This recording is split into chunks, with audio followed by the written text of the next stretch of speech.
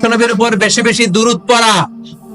বিশ্বনবী বলতেন জুমার দিন শ্রেষ্ঠ দিন, এই দিন আমার উপর বেশি বেশি দুরূদ পড়ো। ফাইন্না সালাতাকুম মা'রুদাতুন আলাইয়া, কেননা তোমরা যে আমার উপর দুরূদ পড়ো, কিয়ামতের আমি মরে যাওয়ার পরে এই দুরূদ গুলো কে পাঠিয়েছে তার নাম, তার বাবার নাম সহ ফেরেশতারা আমার কবরে দিয়ে আসে। সুবহানাল্লাহ। সাহাবারা বললেন, ইয়া রাসূলুল্লাহ কাইফা সালাতুনা মা'রুদাতুন আলাইক, আপনি মরে যাওয়ার পরে আমাদের দুরূদ কেমন করে আপনি দেখবেন? ওয়াকাদ আরিমতা, আপনি তো পচে গলে মাটির সাথে মিশে যাবেন। বিশ্বনবী বলেন, ইন্নাল্লাহা হাররামা আলাল আরদি আন তাকুলা আজসাদাল আম্বিয়া, নবীদের লাশকে খেয়ে ফেলা, নবীদের লাশকে পচিয়ে ফেলা জমিনের সব মাটির জন্য আল্লাহ হারাম করে দিয়েছে। নবীদের লাশ পচে না, নবীদের লাশ গলে না।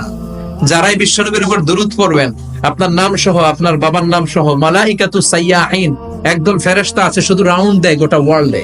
কারা বিশ্বনবীর উপর দুরূদ পড়েছে, এই দুরূদ নিয়ে, এই নাম নিয়ে বিশ্বনবীর কবরে তারা পৌঁছে দেয়। চিল্লায় পড়েন আল্লাহু আকবার।